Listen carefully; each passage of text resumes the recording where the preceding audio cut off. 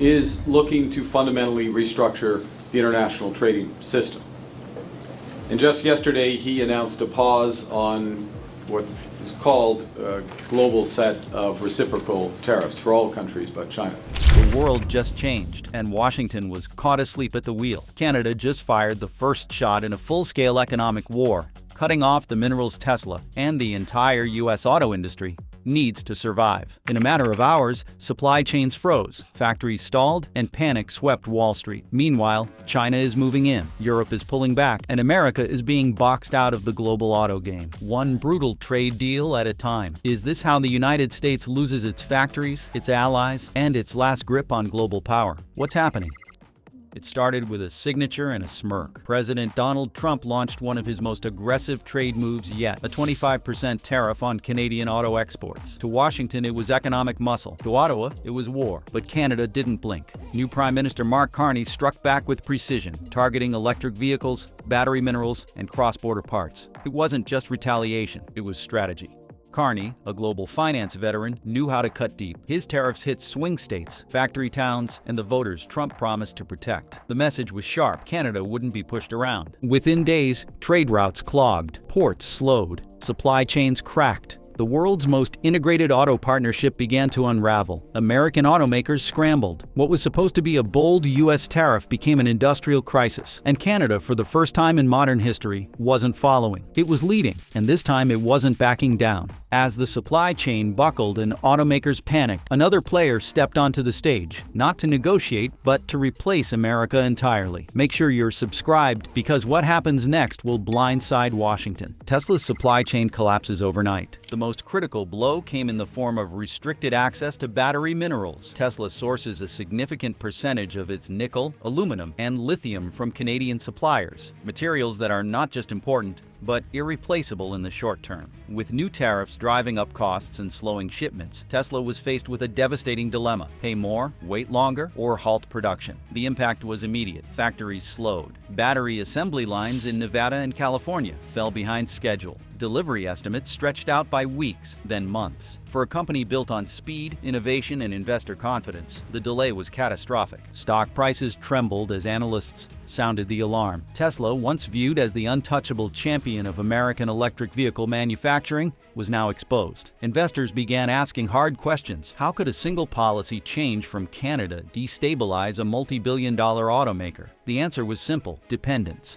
Tesla had built its empire on a foundation that required cooperation. Canadian miners, smelters, and transporters were just as essential to Elon Musk's dream as his factories and software. And Canada knew it. In Ottawa, the move was celebrated as a masterstroke of strategic retaliation. Rather than simply punishing America broadly, Prime Minister Carney had pinpointed a company that symbolized American innovation and pride, and used it as leverage. As prices surged, Tesla was forced to make cuts. New models were delayed. Some orders were canceled outright. Musk remained defiant on social media. But internally, Tesla executives began scrambling for alternative sources, knowing full well that even temporary disruptions could unravel years of progress. And while Tesla burned, the fire spread. The dealership breakdown: why American auto sales just died. It wasn't just Tesla feeling the heat. Ford, General Motors, and Stellantis were hit just as hard, if not harder, by Canada's retaliation. But their pain looked different. It was not about high-tech batteries or futuristic supply chains. It was about the dealership network. From Texas to Michigan, American auto dealerships began reporting delays, part shortages, and unexpected pricing hikes. Vehicles that were once on showroom floors within days were now taking weeks to arrive. Even basic service appointments began to back up as replacement parts became scarce. The dealership network, the backbone of American auto retail, started to crack. With each shipment delay from Canada, the pressure mounted. Ford dealers couldn't get transmissions. GM service centers ran out of diagnostic chips. Stellantis dealers found themselves with half-stocked lots and no explanation to give angry customers. In small towns and suburbs across the country, the crisis became visible. Consumers who had saved up for new trucks and SUVs found themselves waiting indefinitely. Meanwhile, prices skyrocketed as supply dried up. The average cost of a new car jumped by over 15% in just a matter of weeks, pricing millions of Americans out of the market altogether. Worse still, the used car market exploded. Vehicles that once depreciated year by year were now appreciating. A 2-year-old truck was suddenly worth more than a new one. simply because it was available. The chaos was not just financial. It was psychological. Consumers lost confidence, dealers lost sales. And for the first time in a generation, Americans began asking a question few thought they would ask. Is buying American still worth it? Meanwhile, in Ottawa, the answer was clear. The strategy was working. The United States had underestimated Canada. And now, the new Prime Minister was about to deliver his most devastating move yet. How Canada weaponized the border. Under Mark Carney's leadership, Canada took an approach the U.S. never expected. Rather than attacking directly, Carney subtly disrupted the systems and norms that made American dominance possible. He did not scream into microphones. He pulled strings. Border inspections were intensified. Automotive parts were subject to new scrutiny. Small regulatory delays added up. Warehouses in Windsor, Ontario held onto shipments longer. Ports in Vancouver adjusted schedules. Trucks waited. And as the border slowed, so did the American economy. Supply chains designed for speed began to buckle under the weight of bureaucracy. It wasn't illegal, it wasn't even technically hostile, but it was effective. Carney coupled this strategy with a public diplomacy campaign that painted Canada not as a villain, but as a victim, standing up for itself. In speeches across Europe and Asia, he framed the dispute as a defense of rules-based trade against American bullying, and the world listened. Suddenly, Canada became a symbol of fair trade. The U.S. looked reckless, emotional, and short-sighted. Foreign investors took notice. European carmakers started rethinking their North American strategies. Asian battery suppliers explored new partnerships north of the border. And perhaps most shockingly, Canadian policies began to attract interest from U.S. states desperate to escape the chaos. Governors from Michigan, Ohio, and Pennsylvania opened quiet back channels to Ottawa, asking if exemptions or localized trade deals could be arranged. In that moment, Carney had not just retaliated, he had redefined the balance of power. What began as a routine tariff war had now become something far more dangerous. It was no longer about parts and percentages. It was about pride, strategy, and geopolitical alignment. And as the first month of the trade standoff came to a close, one thing was clear. The United States had been outmaneuvered by its closest ally, Trump's trade trap. Donald Trump was never known for subtlety, and when Canada hit the U.S. auto industry with strategic tariffs, he hit back with twice the force. With executive orders and rally-stage bluster, Trump expanded tariffs across Canadian raw materials and slapped a new wave of restrictions on imported parts. But he did not stop there. He unveiled a sweeping Made in America mandate designed to force U.S. automakers to cut foreign reliance and shift their supply chains back home. To Trump's base, it sounded like a patriotic masterstroke. But to economists and auto executives, it was a nightmare wrapped in a flag. American manufacturing was simply not prepared to absorb that kind of shift. Domestic supply chains were already stretched thin. Labor costs were rising, and factories lacked the capacity to scale up quickly. Suddenly, automakers found themselves caught in a costly transition. With no off-ramp, tariffs on Canadian aluminum, nickel, and lithium shot prices upward. New compliance costs flooded in from the sourcing mandates. Assembly lines slowed, procurement delays piled up, and vehicles once destined for showroom floors were now stuck half-finished in warehouses waiting on parts. What Trump framed as a win for American jobs quickly turned into a corporate triage zone. Wall Street reacted swiftly. Stocks for Ford, General Motors, and Stellantis tumbled. Credit agencies began downgrading forecasts. And as production slowed, foreign competitors seized the opening, selling cheaper, fully built alternatives with fewer restrictions. America's hold on its own market was slipping, and fast. Instead of protecting the auto sector, Trump had walked it into a trap, and it was only a matter of time before the casualties began to mount. As the pressure builds on corporate boardrooms and union leaders alike, the chaos moves from policy papers to factory floors. The factory shutdown spiral begins. In Michigan, the silence inside Ford's Flat Rock plant said it all. Conveyor belts halted, doors locked, workers sent home indefinitely. It was not just Ford. Across Ohio, Indiana, Missouri, and Illinois, plant managers announced sweeping layoffs and indefinite shutdowns. The ripple effect of Trump's tariffs had become a tidal wave. Ford was the first to blink. Facing skyrocketing costs for Canadian-sourced battery materials, they paused EV production in 3 major facilities. General Motors quickly followed, scaling back operations in Lordstown and Lansing, citing unfavorable market conditions and supply chain disruptions. Stellantis, once the silent giant, issued pink slips to thousands in Belvedere, warning that the plant's future was under review. It was not just the major brands. Smaller contract manufacturers, the ones who build parts like seats, dashboards, and wiring harnesses, began to fold. These firms depended on volume, and volume was disappearing by the day. A plant in Dayton laid off over 700 workers. A supplier in Grand Rapids shut down completely. The auto ecosystem was unraveling, and with each announcement, the media blitzed local headlines. Union leaders tried to organize responses, but even they were paralyzed by the speed of the collapse. Trump's trade strategy had not just backfired, it had triggered a chain reaction that no single executive or agency could stop.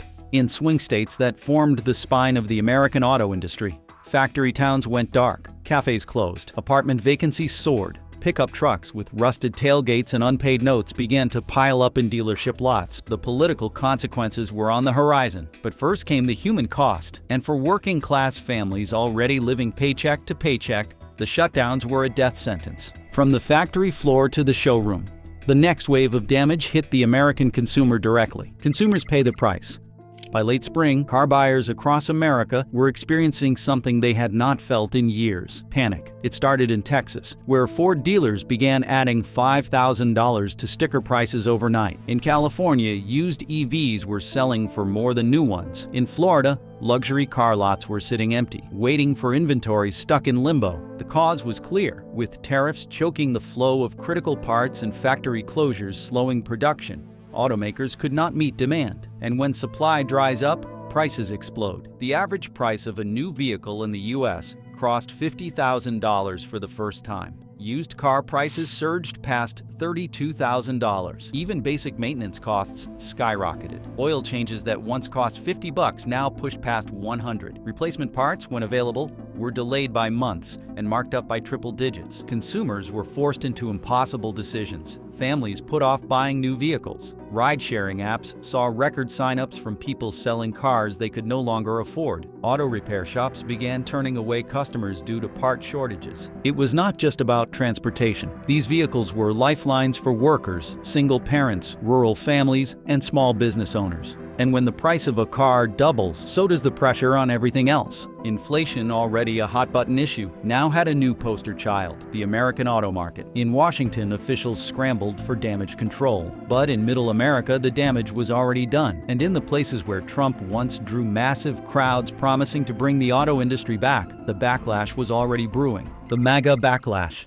It started quietly, a protest outside a shuttered plant in Bowling Green, a viral video from a laid-off worker in Toledo, a Facebook group of unemployed welders from Indiana asking a painful question: what happened to America first? Then it went national. Fox News segments began airing interviews with Trump voters who now felt betrayed. Talk radio exploded with calls from factory workers, many of whom had voted Republican their entire lives, who now faced foreclosure, missed payments, and health insurance lapses. Swing states like Wisconsin and Pennsylvania, once Trump strongholds, became ground zero for working-class rage. A town hall in Lansing turned into a shouting match. In rural Kentucky, conservative pastors used Sunday sermons to question whether their communities had been sacrificed for political gain. The backlash was not ideological, it was survival. These were people who had placed their faith in Trump's promises of reshoring jobs and reviving industry. Instead, they saw their plants shut down, their paychecks disappear, and their futures grow dimmer.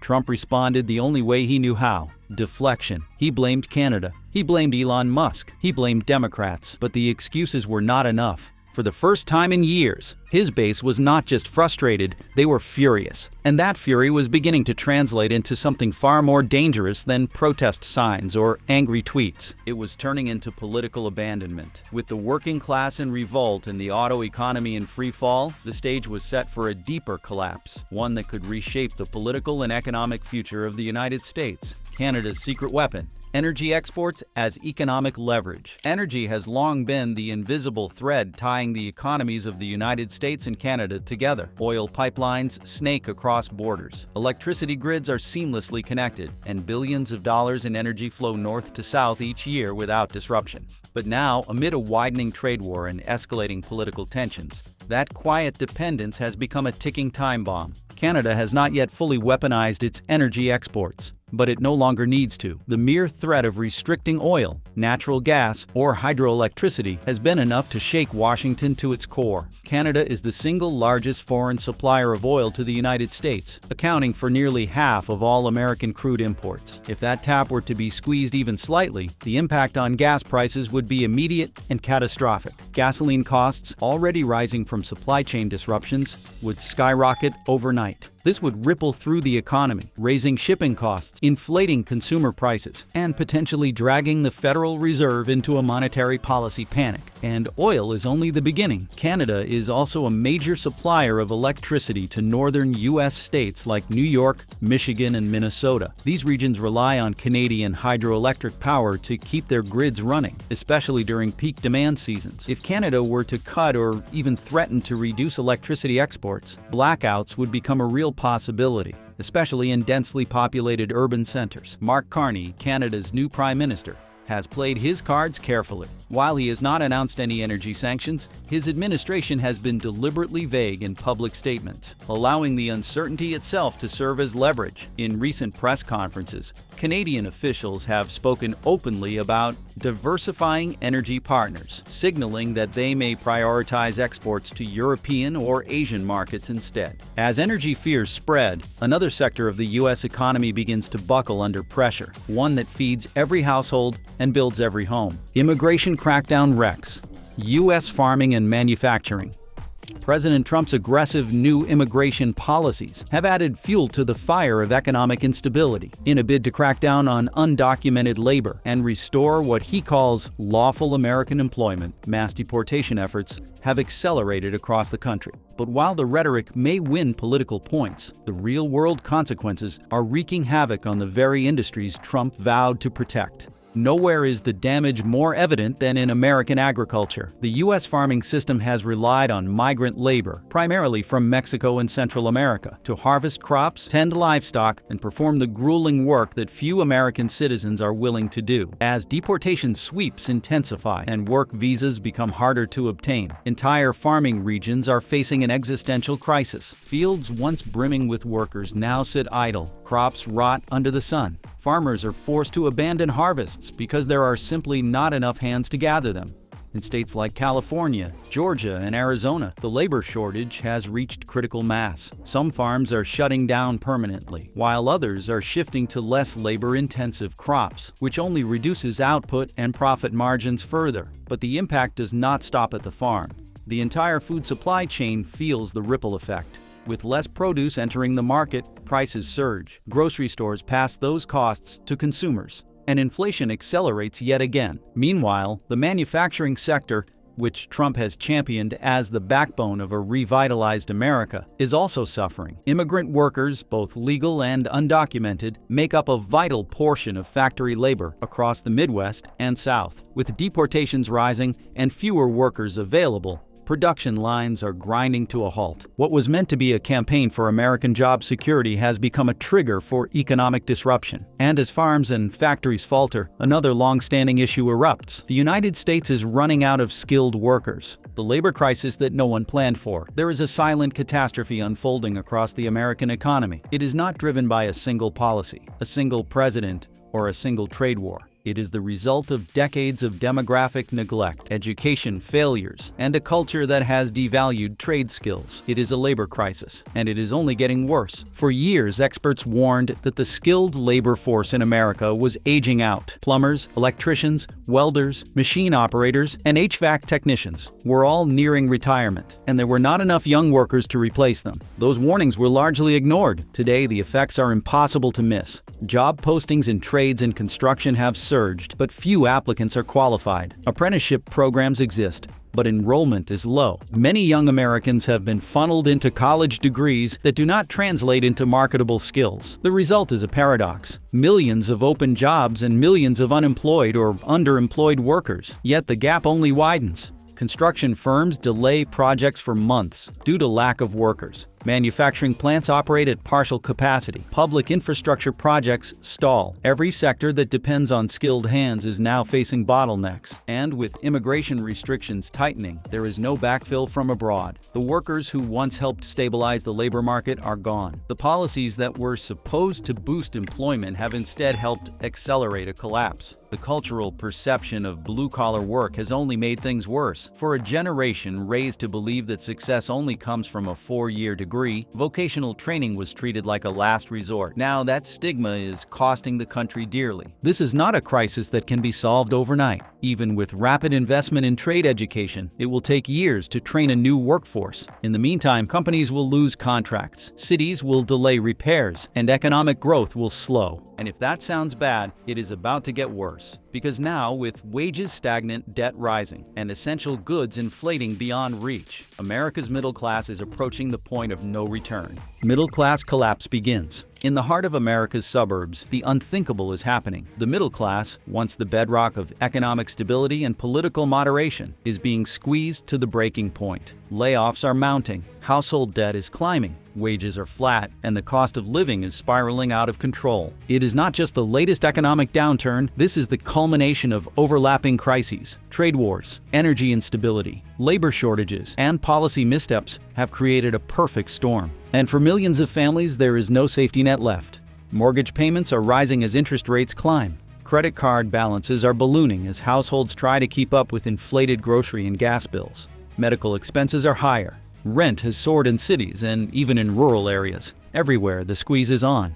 Job security, once taken for granted in industries like auto manufacturing, construction, and agriculture, has evaporated. Employers are cutting hours, freezing raises, or outright laying off workers. Families that once considered themselves comfortable are suddenly one emergency away from financial ruin. Confidence is collapsing. Consumer sentiment indexes are plummeting. People are no longer planning for vacations or new cars. They are trying to figure out how to pay for groceries. The idea of upward mobility is being replaced by survival anxiety. Small businesses, too, are facing unprecedented stress. They cannot afford to raise wages enough to keep workers, yet costs keep rising. Many are shutting down altogether, unable to survive the dual assault of inflation and workforce shortages. The ripple effects are undeniable. With less spending power, demand drops. As demand drops, more layoffs follow. It is a feedback loop of decline, and without swift systemic intervention, it threatens to become the new normal. This is not just a political challenge. It is a generational one. The middle class is not just vanishing, it is being erased from the economy. And as confidence disappears and recession fears grow, the collapse spreads from homes and jobs to the very foundation of American power. China makes its move.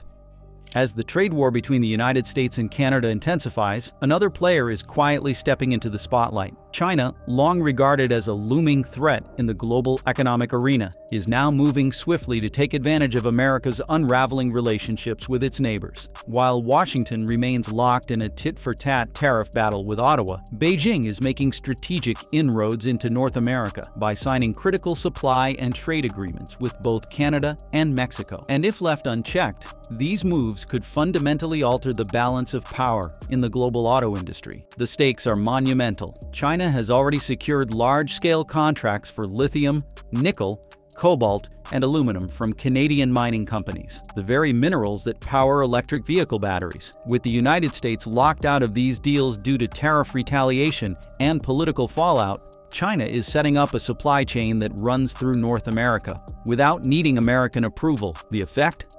Chinese companies now have preferential access to critical resources that once fueled Tesla, Ford, and General Motors. But China is not stopping at resources. It is also investing in new electric vehicle assembly plants in northern Mexico. These facilities, strategically positioned near the U.S. border, are designed to take advantage of the United States-Mexico-Canada Agreement, allowing Chinese-made vehicles to enter the American market without the tariffs typically associated with direct imports. By embedding itself in Mexican production and Canadian resources, China has effectively sidestepped the barriers Trump hoped to erect. American trade policy, meant to punish China, is now ironically helping it thrive. Chinese automakers like BYD, NIO, and Geely are poised to flood the North American market with competitively priced EVs. Meanwhile, American firms struggle with disrupted supply chains, rising costs, and weakening consumer trust. China is not just gaining ground. It is building a new foundation for long-term dominance. This is no longer a battle at the border. It is a chess game. And China is 5 moves ahead. Europe walks away. While the United States contends with trade retaliation from Canada and industrial encroachment by China, another silent shift is taking place across the Atlantic. Europe, once a stable partner and major importer of American goods, is rethinking its entire economic strategy. Countries like Germany, France, and the United Kingdom have watched the escalating trade tensions between North American powers with growing concern, and they are making changes. Historically, American-made vehicles and technologies had strong footing in European markets. Ford Europe, Jeep, and Tesla enjoyed considerable success on the continent, supported by favorable trade ties and a shared commitment to transatlantic stability. But that trust has been shattered as protectionist policies tighten and manufacturing instability rises in the U.S. European nations are beginning to turn inward and, more alarmingly, outward toward alternative trade partners. Germany, with its massive automotive sector, has started forming closer alliances with South Korea and Japan for EV innovation and parts sourcing. France is building a domestic battery industry to reduce reliance on imports entirely. The United Kingdom, post-Brexit and eager to stabilize its economy, has redirected investment flows towards Scandinavian tech hubs and Southeast Asian supply chains. The United States, once the epicenter of global innovation, is increasingly seen as unpredictable, unstable, and hostile to international cooperation. One of the clearest signs of this shift is the quiet withdrawal of American auto brands from European showrooms. Dealers are reporting declining interest in U.S.-branded EVs due to delayed shipments, regulatory hurdles, and rising costs driven by American tariffs. European consumers, already wary of political polarization in the U.S., are opting for more reliable Asian and European alternatives. And with each canceled shipment or terminated partnership, the U.S. loses more than just money. It loses trust.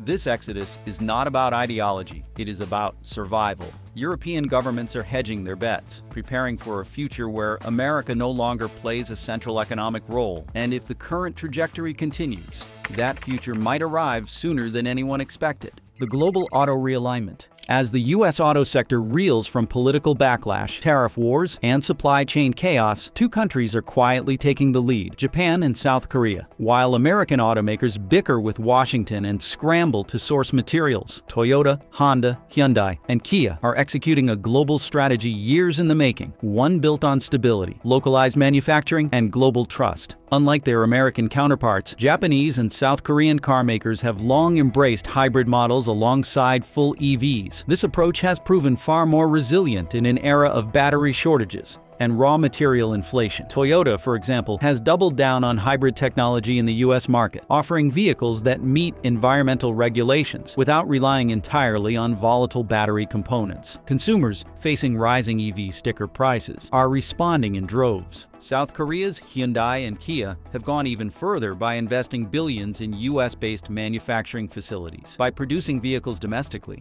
they bypass many of the political risks plaguing American firms. And because their vehicles qualify for government tax credits and face none of the backlash associated with offshoring, they are now perceived as the more American choice by many U.S. consumers. Meanwhile, Japan continues to leverage its long-standing trade relationships with both Canada and Mexico. This means uninterrupted access to critical components and tariff-free production chains that American firms can no longer rely on. With reliability, price control, and brand loyalty on their side, Japanese and South Korean automakers are rapidly expanding their market share in the very territory American companies are retreating from. This is not just a temporary win. It is a long-term realignment. Japan and South Korea are not filling a gap. They are building a new auto empire on U.S. soil, one that is increasingly independent of American leadership. And for every American job lost due to shutdowns and trade wars, another is created in a Hyundai, Toyota, or Kia factory. The global balance of auto power is shifting. End of the empire. Is U.S. auto dominance dead forever? With China embedding itself in North American trade, Europe cutting ties, and Asia rising fast,